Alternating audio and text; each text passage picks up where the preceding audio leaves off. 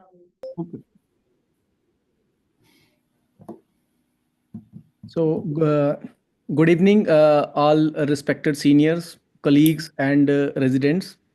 Uh, I want to welcome you all on the JIAPS Abhigyan episode 6. Here we will be presenting the three articles selected by our experts. The articles will be presented by Dr. Nitin Ji, Dr. Pujana Kaneganti, Dr. Benjamin Cheko. And we'll like to welcome our moderators, Dr. Pinaki Debnath, professor from RML Hospital, Delhi, and Dr. Sujit Chaudhary, sir, from Apollo Hospital, Delhi. I also want to welcome Dr. Manoj Joshi, our coordinator. We'll like to welcome our Secretary General, sir, Vikesh Agarwal, sir, our President IAPS, Sumitra, sir.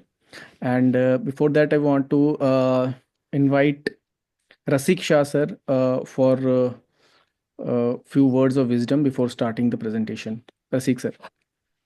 Yeah, thank you, Vijay. My throat is really bad and I don't want to speak much, but I am very happy that we are able to continue with this JIAPS Abhigyan. This will be episode 6. We started in March 2024, and every second month we are doing this. I request Vijay to continue with the proceedings. Thank you, sir. Sir, I would like to then now invite our moderators, Professor Pinaki Devnath, sir, and Dr. Sujit Chaudhary, sir, to take over and invite the speakers, presenters. Good evening, everybody.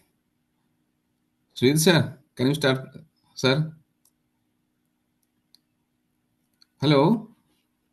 Hello, can you hear me? Sujit sir आप muted हैं. अच्छा, okay. Sujit sir muted Uh, हैं. okay. Dr. Nitin, you can start your presentation. Dr. Nitin, you are made co-host. You can share the presentation, please.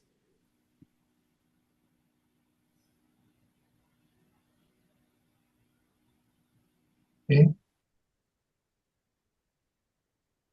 Okay. Am I audible? Yeah. Yes. Okay. And I will see my slides. Okay. So good evening, everyone. At the outset, I would like to thank JIAPS Abhigyan team and Dr. Rasiksha sir for inviting me and selecting this paper for the JIAPS Abhigyan. I'd like to thank IAPS as well. So this paper is on early esophagram and esophagoscopy evaluating anastomotic integrity in successfully treated type 3 esophageal atresia survivors. So I'm Dr. Nitin. I was senior resident in Chacha Nehru Bal Chikitsalaya, currently working as assistant professor, Kasturba Medical College, Manipal. I would like to thank my HOD, Dr. Mamta Sengar from Chacha Nehru, and other co-authors, Chabi Madam, Dr. Niaz, and Anup Mota sir. So going on with the presentation. So why did we choose this study? So what was the lacuna? So esophageal atresia, as we know, is a commonly performed surgery by the pediatric surgeons in the newborn period with high morbidity, with complications like anastomotic stricture leading to severe dysphagia, impacted foreign body, recurrent pneumonia admissions, and failure to thrive. So hence, a good postoperative follow-up was required and to detect them early to prevent these complications. And most of the studies which we see detect the anastomotic stricture after it has actually formed using various techniques like stricture index. We'll get into that. And however, so delaying this diagnosis until the symptoms appear in the infant can lead to life-threatening complications, especially in low and middle income countries like India, where they present late with the impaction of foreign body or acute life-threatening events. So hence we devised a prospective study with the aim to outcome and to evaluate the early morbidity and anastomotic stricture rates, to know the instance of clinical gastroesophageal reflux and early and late complications. So a prospective study was conducted in the Department of Pediatric Surgery between July 2015 and June 2016 with all consecutive patients of tracheoesophageal fistula with esophageal atresia with a consequent follow-up of these patients for 12 months. So surgery was quite standard. All cases were open, right posterolateral thoracotomy. The anastomosis was done with the 5-OPDS, and the esophageal tracheal fistula was ligated with the 4-proline, and a trans-anastomotic feeding tube was used in all cases. So coming to definition of anastomotic stricture we used in our study, any patient showing up holdup of dye proximal to the anastomosis or significant narrowing of anastomotic site, negotiation of the smallest size flexible endoscope, 6.5 mm in our case, which was difficult, classified as anastomotic stricture. Asymptomatic patients were included in the definition because of potential threat for life-threatening complications. So all patients routinely underwent barium swallow at 8 days postoperative period, second barium swallow at 2 months, the milk scan or GR scan at 2 months, and endoscopic routine follow-up for all patients at 8 to 10 weeks, 6 months, and 9 months. Routine investigations like ultrasound, QB, and echocardiogram done to rule out the associated anomalies. Coming to treatment, non-pharmacological methods like one or more feeding strategies and also positioning strategies like keeping the head end elevated were used. And pharmacological medication like proton pump inhibitors and the domperidone was advised for all patients. Coming to results, we had 64 patients presented to Pediatric Surgery Department of CNBC. 7 were excluded because they were type A or wide gap, or only gastrostomy was done. Thoracoscopic repair was excluded, and one patient died preoperatively. Out of the total remaining 57 patients, 5 left against medical advice, 2 were lost to follow. So hence, total patients in the study were 50, and we had 32 survivors. Coming to male to female, male were 66% of the patients with average birth weight of 2,390 grams. The most common associated MLI was cardiac, led to 18% of the cases. Coming to findings, leak rate was 32%, and most of the patients were minor, 87.5%. Stricture rate based on endoscopy was 11 out of 32 cases, which was 34.4%. 2 of these patients underwent a biopsy as well, and esophagitis was noted in 2 of these patients. Clinical GR and confirmed by GR scan demonstrated 80% incidence of GR, and most of them, 87%, were mild. And failure to thrive at the end of 1 year follow-up was 9%, and all these 3 patients had a severe GR. Coming to endoscopic dilation, 4 out of 11 patients would be required more than 2 dilations, and one with long gap esophageal atresia needed resection and anastomosis of the stricture after multiple failed dilation. So we can see on the left, we can see the X-rays showing holdup of dye, and then the lower images show the endoscopy being performed, and the Savary-Gillard dilators were used to dilate the strictures. So this is the video of the how we did the endoscopic dilation, and we could not. In our study there was no statistical significance noted in anastomotic stricture in the presence of GRD or higher gap length. But out of the 4 patients who required more than 2 dilations, there were 3 had high-grade reflux. Coming to respiratory morbidity, pre-endoscopy respiratory morbidity was seen in 44% of the patients, requiring to 1 or more admissions, and failure to thrive at the end of 9 months was 9%, with all 3 having high reflux. So coming to discussion versus like most of Golden et al. In their study recommended that routine early postoperative audiogram did not find any role in the predicting of anastomotic narrowing, whereas few studies which show stricture index were used in the early postoperative audiogram and found it useful and predicting the need for esophageal dilation. And Parolini et al., he said that structure index in the endoscopy done at 1 month of age correlated well with the need for anastomotic dilations. And they had a 8.6 mm endoscope, which could be negotiated if the stricture index was 0.1, and if the stricture index was more than 0.3, they could not negotiate through the anastomosis. And they had a statistically significant correlation between AS and GERD, and higher grade reflux were associated with more number of dilations. Scheuer et al. Also reported 80% of surgeons obtained a second esophagram and 12% performed esophagoscopy before 6 months of age. So contrast swallowing and esophagoscopy plays a significant role in developing esophageal stricture, but as per NASPAN and esophageal guidelines, these were done only in the symptomatic patients. And also, most of the studies done only for symptomatic patients. Second esophagram done at 38 days predicts stricture diagnosis. So Pereira et al. Also studied a second esophagram within first 60 days post-surgery with a median of 35 days and having anastomotic stricture in 67%. So what we thought is most of the strictures form at the healing phase, mainly at 3 to 6 months. Hence, we conducted these studies at 2 to 4 months of age. Hence, early screening of anastomotic stricture not only facilitates the process of anastomotic dilation, but also reduces long-term complications in these patients. And also, if we use the infant feeding tube in the OPD, we see that it is mostly did not exceed 3 mm, whereas the smallest bougie in the dilator was at least 5 mm.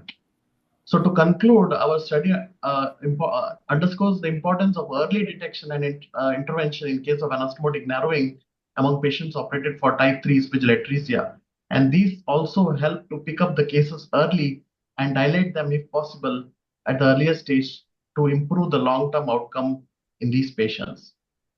Thank you, one and all.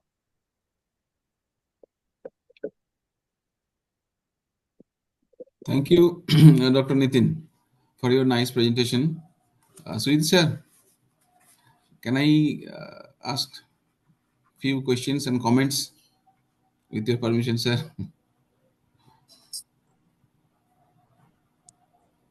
Sujit Sir, can you hear me? Sir muted है आप Sujit sir. He's muted. Please go ahead. Okay. Yeah. Thank you for your presentation. It was all very clear and crisp. Did you have any patient where you discovered a stricture on endoscopy which you did not show up on contrast study? Yes, there was in the paper I did mention there was one patient which was missed on the initial eye study, and then it was picked up on the endoscopy. So there was, I think I can say, only one patient. So did you then go back and see how that case the demonstration of stricture was missed on contrast study? Was it a view problem on the X-ray? Was it done under fluoroscopy? Was inadequate contrast used? Was the baby too mobile at the time of X-ray? At the time of these studies, most of our contrast histogram were static films. So that could be one of the reasons which we might have missed the stricture per se. And also we feel that stricture develops as a slow healing process, and then at the end of 2 months they are properly formed, 2 to 4 months where they actually form. So one had an initial normal study and later picked up on the endoscopy. So as per your protocol, all surviving infants with TF have an esophagoscopy, right? In addition to contrast study. Yes. For the purpose of this study. Yes, sir. So there might be some questions.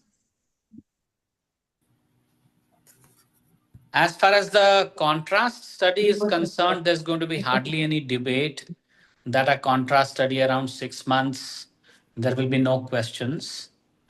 But endoscopic intervention in a baby who's asymptomatic, I don't know whether that will go through a ethical board easily. Second issue is that we have a nearly a 34% mortality here. Is that true? Yes, sir. So the paper would suggest that early endoscopy is beneficial. Is that right? Yes. So I think you have done a very nice prospective study with the caveat that the mortality rates are very high, but I'm sure that is because of some reason which is beyond your control. Was every baby having the benefit of optimum ICU care, or were there patients who could not get ICU care because of large number of patients? Yes. So coming to mortality, the few of the reasons which are the cause for the mortality was first one was the sepsis, which was like a major killer in almost 60% of the cases. Second reason which we think was like those patients who presented from a far off distance while reaching the Delhi itself was late and they had preoperative pneumonias. Yeah. Third is sometimes there was a lack of in few cases there was lack of ventilator support where bag and mask was done. Other thing was I could say was major was the sepsis was the number one cause of death. And coming to the other question, sir, like you said, why we did a routine endoscopy for all patients. So we had few patients where they presented late, just with like at 6 months or 8 months, with just peanuts stuck in the in the upper esophageal pouch, which was very difficult to manage. And sometimes we had few cases which had sudden infected, which is called acute sudden infected syndrome, or the acute life-threatening event. So we devised this study to in a developing country to detect these strictures very early and dilate them prophylactically, so that we don't have to face the to reduce the complication and long-term outcomes. Were you conducting, or were the pediatric gastroenterologists conducting the flexible endoscopy in awake state or under sedation? Yeah, we had an expert a pediatric endoscopist and who used to perform under sedations. Right. So thank you. I think you've answered all the questions. There are lots of other Sir, can I, things that can be discussed, but sir, I'll can I invite Dr. ask one, two Pinaki to. questions? Yeah. Yeah, Can I ask one, two questions, sir? of course. I'm leaving it to you now to take it Yes. forward. Dr. Nitin, what was the initial esophagogram? You did the esophagogram initially, I think, at the 6 or 8 days. And did you compare with the initial with the second esophagogram? Yeah, Because the initial esophagogram and the surgeon can predict the stricture, whether the patient will have stricture or not. The two things are constant. One is esophagogram initial and the surgeon. He knows very well which patient is going to develop stricture.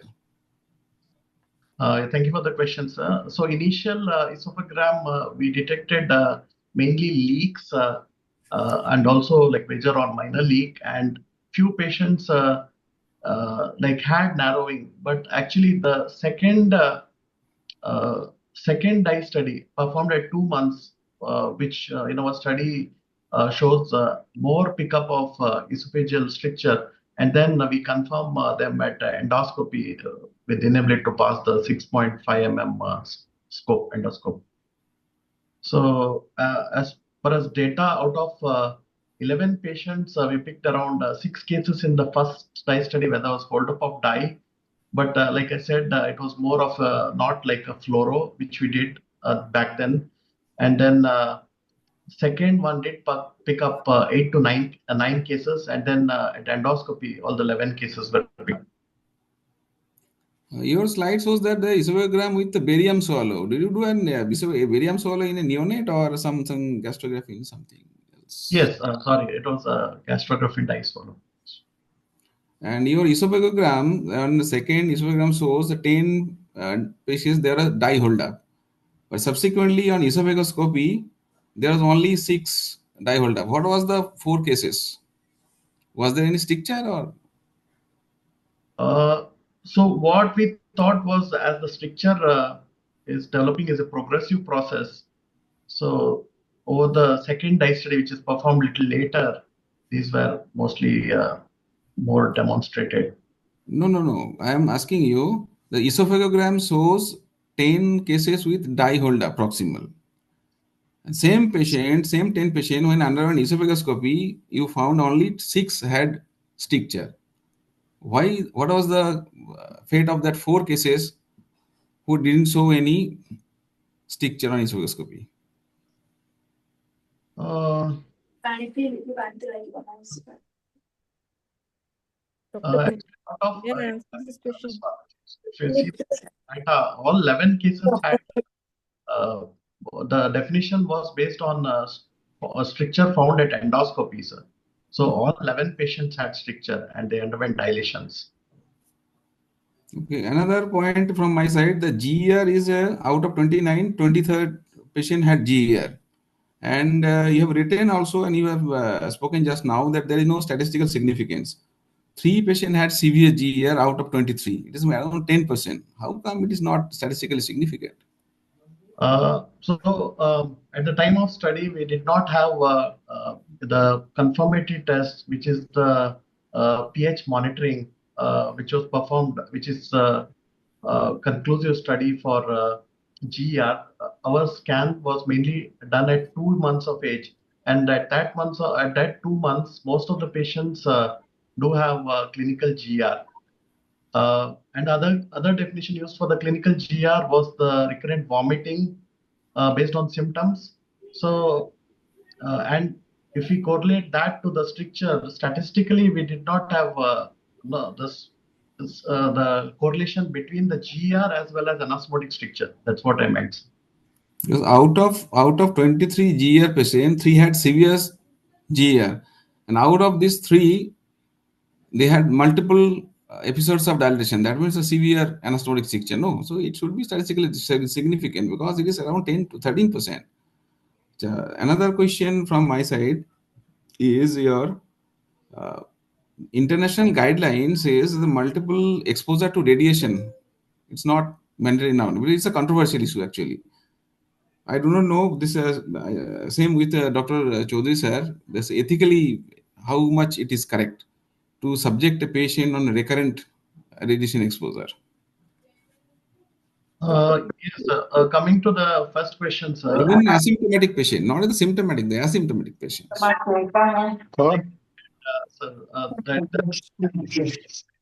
can complete.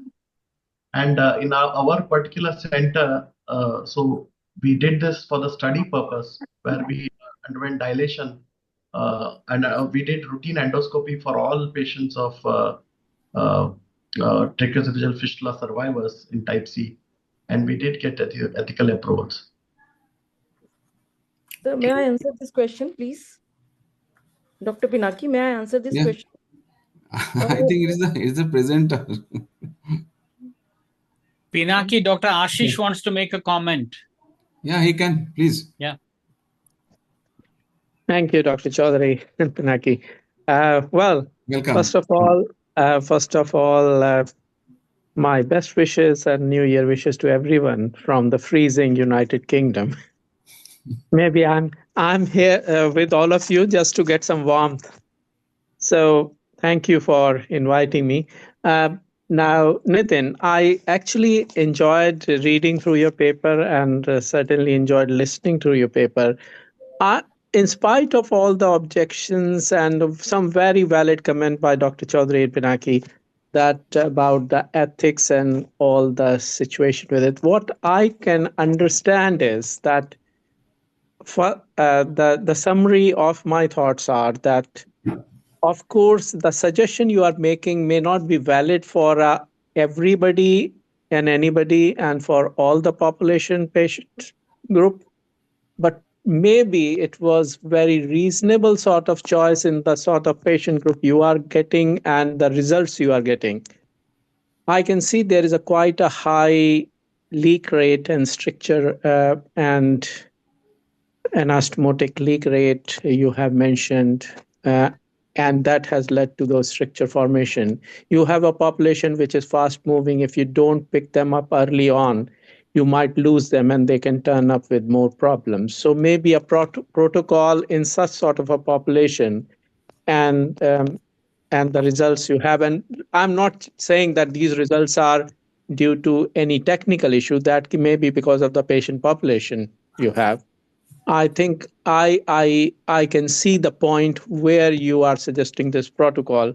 Although I'll take it with a pinch of salt, as everybody mentioned, that do we routinely need so many radiological investigation, or can we do with a lesser number of it? That's the sort of comment I wanted to make. And I think that would summarize the overall thoughts, which people will agree, rather than selling it as a protocol for which is valid for each and every institution and surgeon. Would that make sense, Nitin? Yes. Thank you, sir. Yes. Thank you. Ashish, don't go away. Okay. I think it is an excellent piece of prospectively done clinical work. While we congratulate the authors for having put in the hard work to put this piece together, there are many others who are listening to the paper and presentation.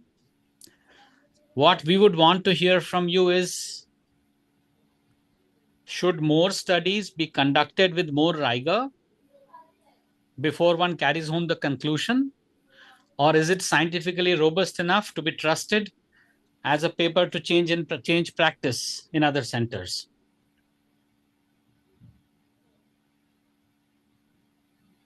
Putting me on spot, Sujit. I think if I answer your second question first, I don't think it is enough for other centers to change the practice. I think we need more work and maybe a multicentric trial before we make a suggestion like that as a blanket option. For a individual institution from where the study has come from, and as I again pointed out, with the type of population and the follow-up issues, the complications they are dealt with, I thought it was a reasonable suggestion, but not as a blanket suggestion. Does it? Am I getting a Yes, bit I think the politically correct authors need here? to be congratulated for Yeah. promoting a new idea and conducting an excellent study. But just to leave it here, saying that more studies need to be done in this direction, and before drawing any definite conclusion. I Pinaki, would can we certainly move to the next recommend a paper? multicentric randomized Yes, sir. trial on this, and maybe that can give an answer to us, and maybe you can have that sort of a plan within IAPS now. We See, the should trouble congratulate with the authors for is with they the have put a high lot of rate of effort for this mortality. publication. In the centers where the incidence of TAF is very high, those are typically also the centers where the mortality is extremely high. And when you have such significant loss of patients, then the conclusion is a little difficult to carry forward as piece of real evidence. But one of the way out is having a multi-center trial, as you suggested. Thank you, Nitin. And Dr. Pinaki, we can make a closing comment on this paper and then we move forward.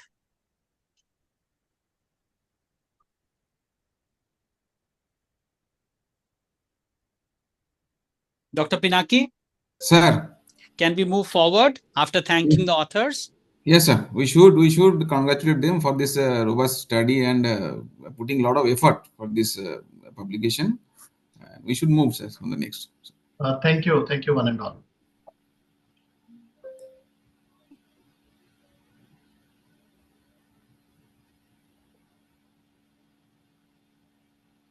The next presenter को invite करिए. Hello, am I audible? Yes, sir. Yes. Our next presenter is Dr. Pujana from SGPGI. Dr. Pujana, please carry on. Yes, sir. Sir, please make me co-host. Yes, you are already. Yes, sir. Okay.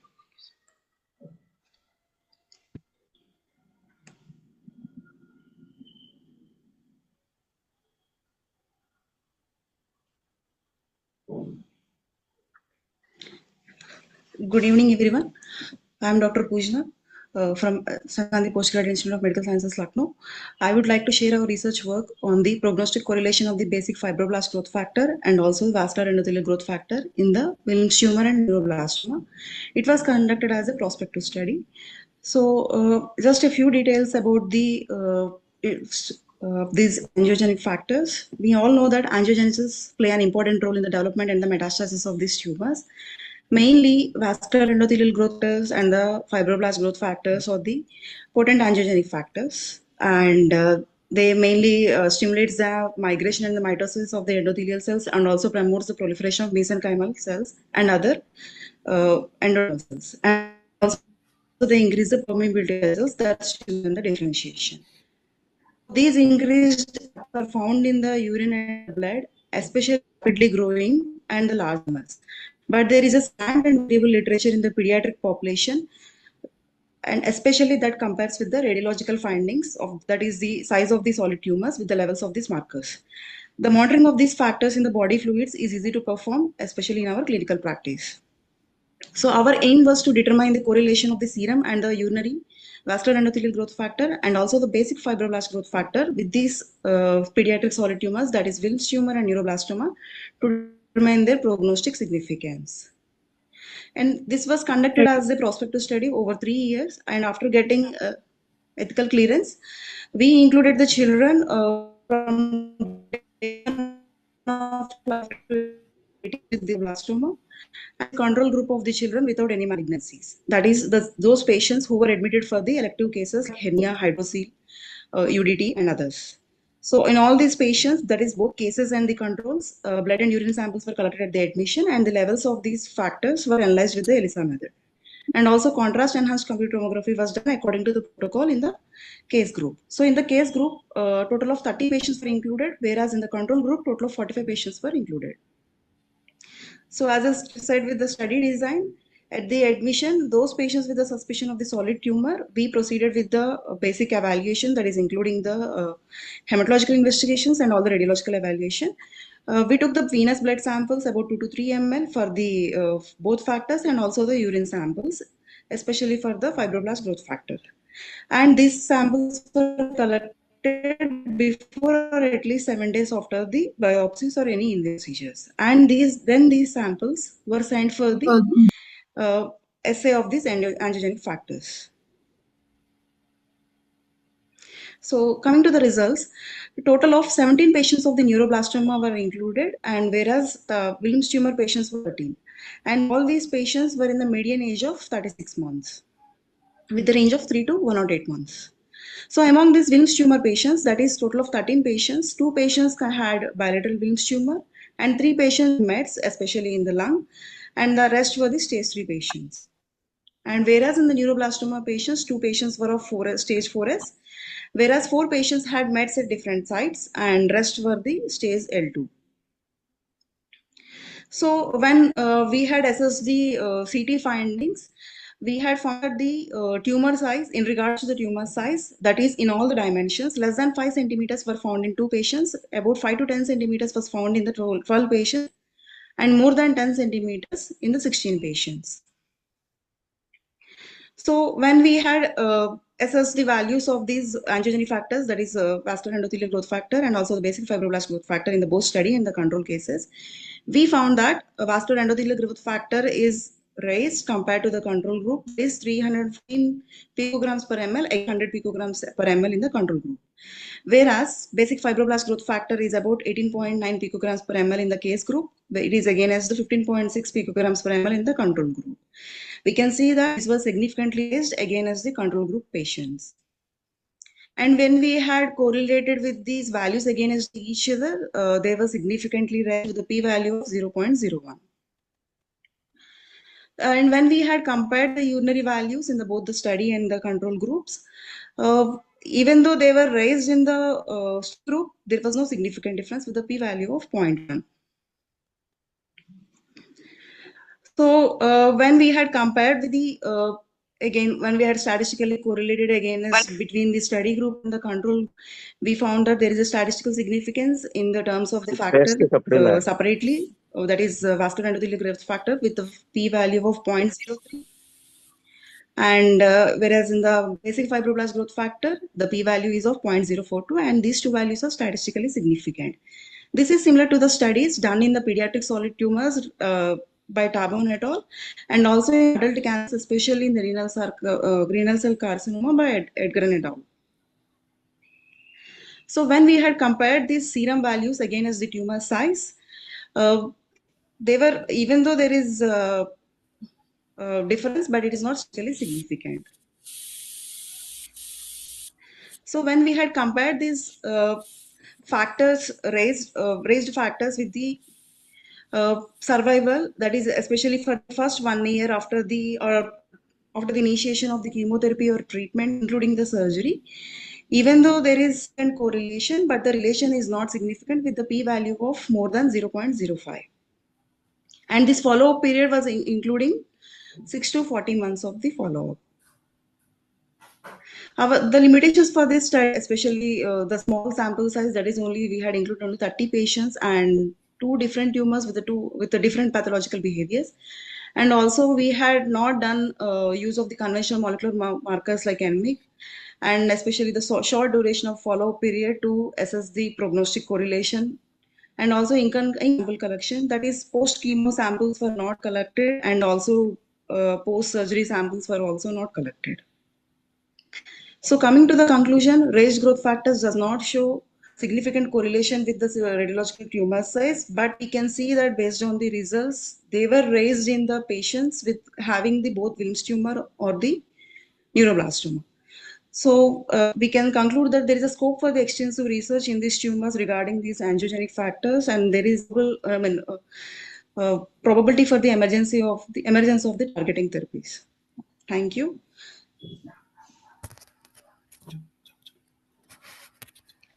Well, your father seems very ready to go. Hello. Shall we then? Hello. Dr. Pujana, can you hear me? Hello. Yes, sir. Yeah. Thank you for Yes, your sir. thank you for your nice presentations. And just a few comments from my side. You have different cohorts. Your cohorts are not properly matching because you have both metastatic as well as non-metastatic group. Okay. And you have taken Wilms tumor as well as neuroblastoma. Both in Wilms and neuroblastoma, there is normal patients as well as your metastatic patients are there. So, what do you think? Your cohorts are okay or Yes, need some alteration? Sir, as I said, that itself is a limitation that we had included 2 tumors with different pathological behaviors. Yes, I do agree that we can refine in the terms of this cohort inclusion and also finance of these factors or these technical issues. With the different cohorts with metastatic and non-metastatic different, and it would have been better study if you would have designed like this, no? Because tumor biology is different in neuroblastoma as well as in Yes, sir. Thank you for that. And Wilms tumor. Yes, sir. And one more thing, your age is from sir. day 1 to 18 years. It's a long, no? Your age Yes, sir. card is long, day 1 to 18 years. Yes, And yes, sir. I saw your paper that your controls are varied. So in that setup, you should have taken control Yes, as per age and sex match, at least, because your controls are varied. Yes, sir. Yes. No, so that could have been a little bit better if you should have taken it Yes, sir. with age and sex match Yes, sir. cohorts. Yes, sir. Otherwise, it's a very good study. Sujit sir. Yes, sir. I agree with that. Yes, sir. Yeah, I agree with your observations entirely, Pinaki. I think the study is on a slightly stronger footing than the previous study. Um, at least there is a control group and there is a test group. Yes, sir. In the control group, we have variable set of patients, which is heterogeneous, although all three sets are malignant tumors. The control group could have also been slightly more homogeneous. Dr. Pujara, congratulations on completing the study. In our specialty, it is extremely difficult to do scientifically robust studies, particularly within the limited period of time that is available to a resident to complete the MCH or DNB program. So the study has limitations, but I think what you have shown is what has been known for a long time, Yes, sir. that these are non-specific markers with no prognostic value. However, your study proves that yet again, and Yes. scientifically it could have been better designed, but all right, there is no problem. I think it's a good study. Thank you for your presentation. And Dr. Pinaki, if we can invite any comment from the audience, if there are Yes, sir. like any comments. Yeah. Anyone from audience?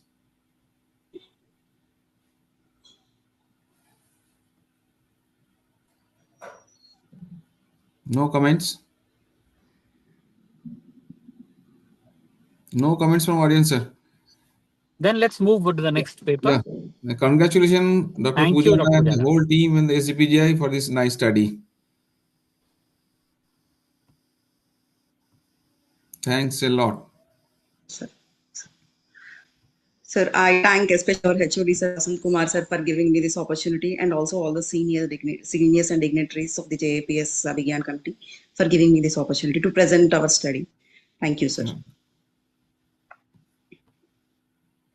Can we invite our next speaker, Dr. Chaco? Dr. Benjamin Chaco. Hello. Yes, sir. Good evening. Good evening. You can start, please. Yes.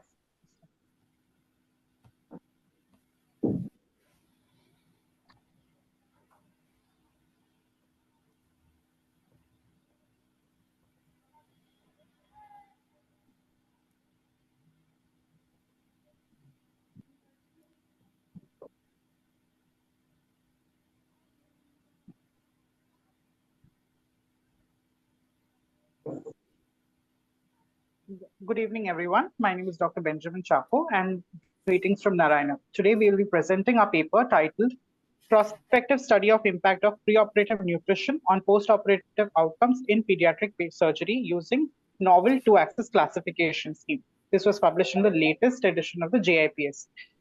Now, over time, the definition of malnutrition has evolved to include not only deficiencies, but also excess of nutrients that can negatively impact the growth and development of patients. In the current Indian scenario, 35% of our children are stunted, nearly 20% are wasted. And on the other end of the spectrum, 3.5% of our children suffer from overweight and obesity.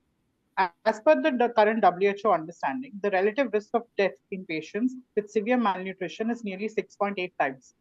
But unfortunately, all of this is adult data, including the data correlating the preoperative nutritional status and post-op complications.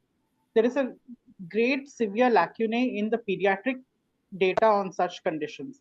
Even in the latest review articles by Wessner et al., most of the studies are retrospective, and the remaining are prospective studies are limited by the type of surgery and type of cohort that was taken. The largest study taken so far is one done by Anaste et al. In 2019, which was the first study to use this two-axis novel scheme, but even theirs was a retrospective study. This is primarily because the nutritional assessment techniques in pediatric age group is not standardized. There are no international standards, and the tools can range from simple objective measures such as anthropometry to biochemical markers to long subjective questionnaires. And to address this issue, we at Narayana aim to study the effect of preoperative nutritional status on the clinical outcomes. with a primary objective to determine if preoperative nutritional status affected the 30-day postoperative outcomes, and secondary objectives including to identify the prevalence of malnutrition and identify any specific nutritional profile groups that were at risk for postoperative complications. This was a prospective observational study conducted between Jan of 2021 to April 2023, and the calculated required sample size was 956.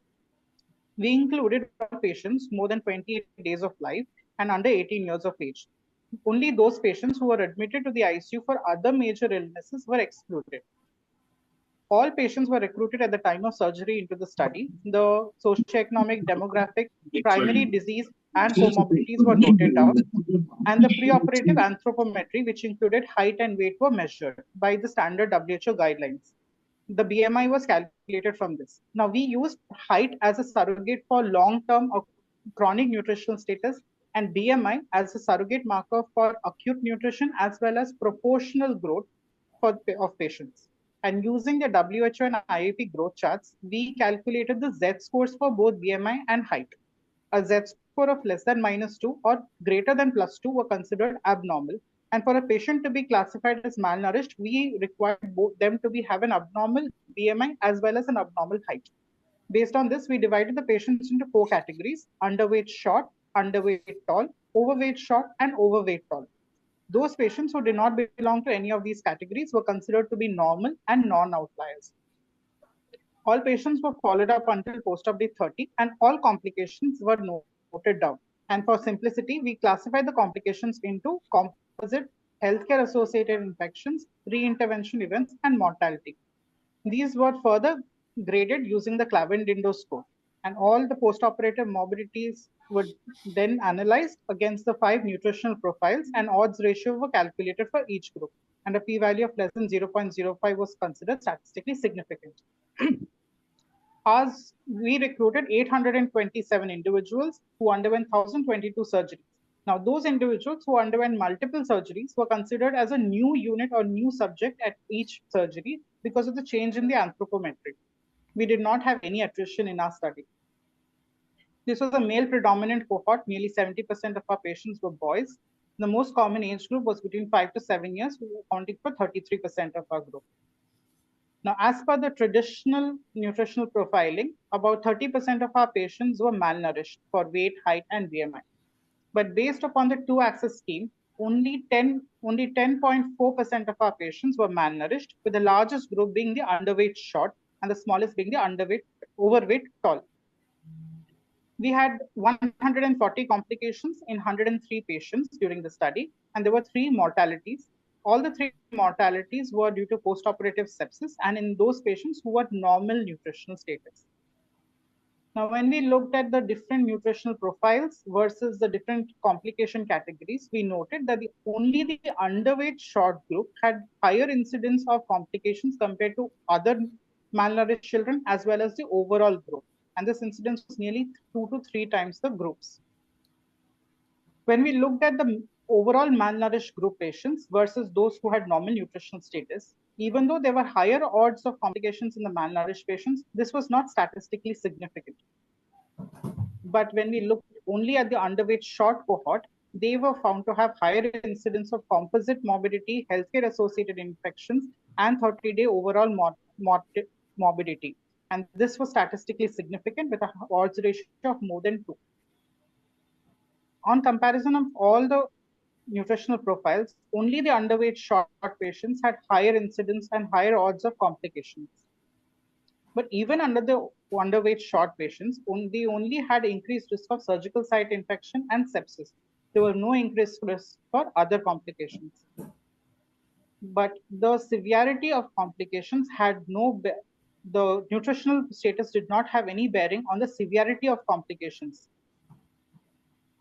Unfortunately, due to the low complication rate, despite having more than the required sample size, we could not do subgroup analysis of major minor surgeries, comorbidities, and other third factors. Now, the complication rates in our study were comparable to others, those done by Anastay et al. There were fewer trauma cases and more tertiary care, multidisciplinary treatment, hence we had lesser mortality. The most common surgical complication was a surgical site infection, which was similar, 4.8%, which was similar to the other studies.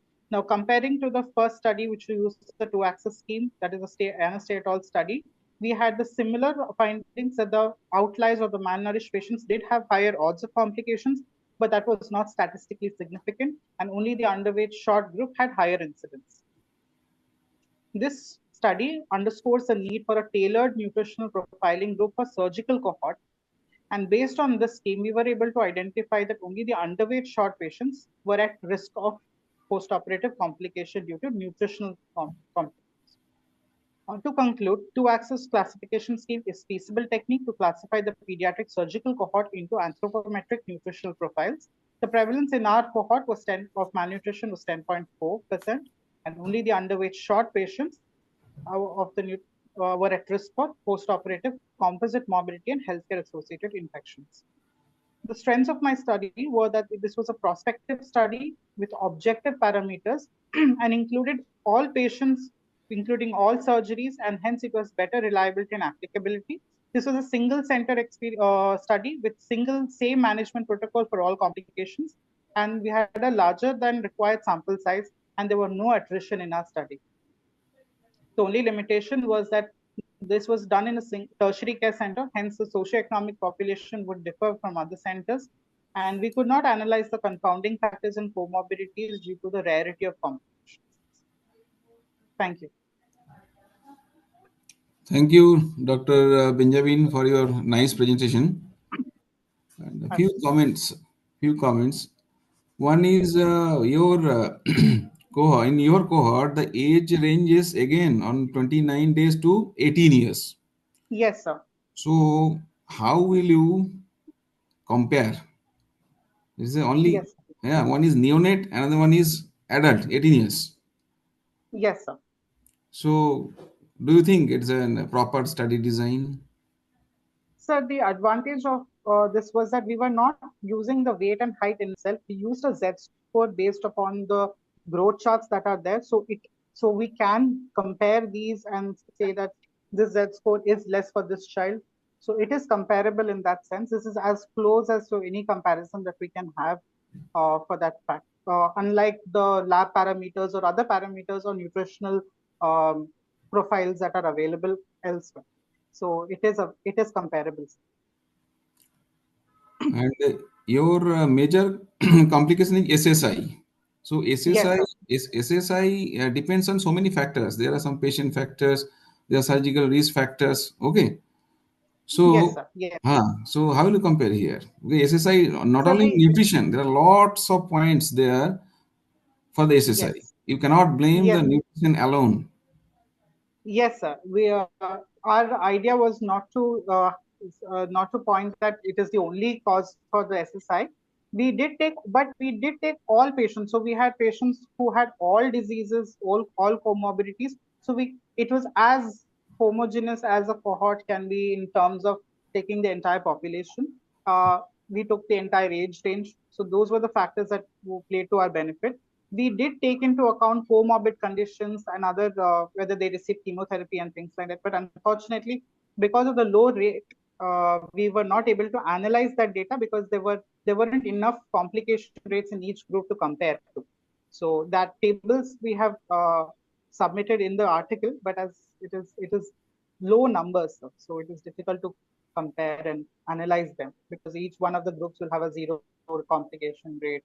It becomes difficult. So a larger number, yes, we can find lots that of confounding factors are there in your paper, like surgeon's bias, the type of surgery you are doing, and how will you comment on that? Sir, this was done. We are a single unit, so all the surgeries were done by the same technique, not by the same surgeon, but by the same technique. The post-op management, the pre-op assessment, post-op management is all done by us. So it is the same protocol. It was not changed for patient to patient. So that is one way. And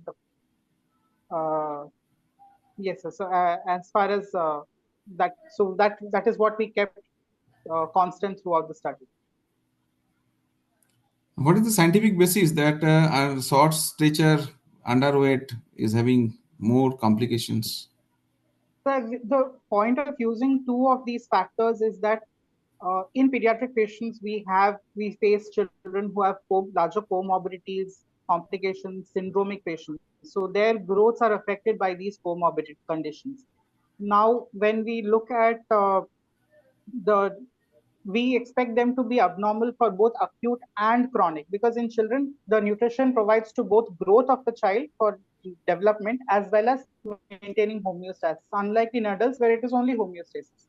So that is why we have divided taking acute malnutrition and chronic nutrition together, hence dividing them into underweight, short. That means underweight. So they were acute nutrition defects were also there, and they were short. So chronic malnutrition also was there. So they were bad in both acute as well as long-term nutrition status. Hence, they had more complications.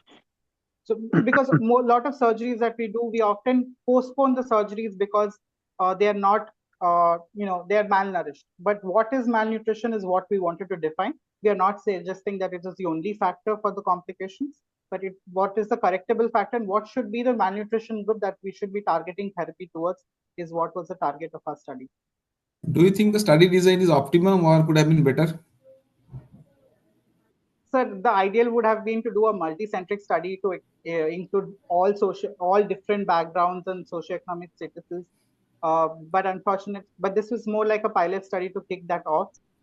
So yes, we would have preferred to have much larger numbers. That would have made the study better. So we could have done a multivariate analysis and taken into account and done the analysis of the comorbid conditions and other factors that we did take. Sujit sir. I think, thank you, Benjamin, for a very nice presentation. Is there any doubt in the correlationship between growth failure, malnutrition, and surgical morbidity? Sir, majority of our understanding on this subject is based from the adult data. So we extrapolate them to pediatric. But one of the things that we don't take is that pediatric growth the patient is actually growing over time, unlike in adults where it's pretty much constant. Their height is not going to grow. Your study is very important. Your study is very important, and I just wanted you to spell it out. Your study has brought out that clearly growth failure and malnutrition are not necessarily correlated. For example, a baby with PUV may be having serious growth failure because of being in untreated acidosis, whereas may not be malnourished. So your paper has brought out that although it could be much better controlled study, it's not that well controlled, but it has brought out an important fact that if you have a short or a child with growth failure and malnourishment, he is at risk from serious surgical complications. Is that what you have concluded? Yes, sir. Yes. Thank you for your presentation. I loved listening to you. Thank you for the hard work. Thank you so much. Thank you. Dr. Pinaki, any comment from the audience you'd like to invite? Hello. Yeah. There's one question in the chat box. Anyone from audience? Any questions? There's one question in the chat box. Dr. Pinaki, if you can take that. Okay, I'll see. Chat box. By Dr. Ankur. Dr. Ankur. So can I read that? Does the primary diagnosis which itself causes malnutrition, for example, small bowel or esophageal structure, etc., affect the results? So any patient who has the primary, the point of doing the before the surgery to check nutritional status is to optimize it if it is low. So even if irrespective of what disease it is, we will do a nutritional therapy before we take a patient to surgery. We will do the nutritional assessment. So even though we have taken that into account, it does not affect the fact that if a patient you need to take them, you need to have normal nutritional patient. You can't put them at risk unless it's an emergency. Can I ask one question? Yeah, sure. Yeah, thank you. Although I have asked multiple questions to Benjamin while reviewing this paper, so I have no right now. I assessed it as UC Chakravarti award paper also. But one point I think it should have come in the presentation as a limitation that the type of operation you chose were emergency as well as non-emergency operation, and the contaminated as well as the clean, contaminated or clean operations, because they may be the did mention about confounding variables, but these were the like apart from comorbidities, these were also confounding variables. Yes, sir. Yes, we, Yeah, as I said, we took an entire range into that. you can But elaborate on the your small limitation numbers slide. were difficult to No, it's understand. not criticizing the study. Yes, sir. It's Definitely, I will do that. PowerPoint. Yes, You yes, can like expand your limitation slide a little yes. bit more, so these more questions won't arise in the discussion next time. Yes, sir. Yes, yes. If you Sure, present sir. it Thank you somewhere so else. much. Okay, thank you. Thank you. Okay, no more question then. Thanks, Dr. Benjamin, for your nice presentation and robust study, and congratulations to your senior too for this study. Okay. Now over to Dr. Vijay. Manoj sir, please. Yeah. So as we come to the conclusion of this sixth episode of JIAPS Abhigyan, on behalf of the editorial team, would like to thank you all. Thank you, our esteemed moderators, Dr. Sujit Chaudhary sir and Dr. Pinaki, for sparing your valuable time and eliciting very thoughtful discussions. I would like to also thank our presenters and the authors of the manuscripts for taking us into the in-depth of the articles. And would also like to thank our Honorable IAPS President for logging in and giving valuable insights, and Secretary General Dr. Vikesh Agarwal also for providing valuable insights and offline support. And apart from that, our participants, around 70, have logged in this time. So thank you to all of you for raising your questions in the chat box and participating in the discussion. Thank you very much.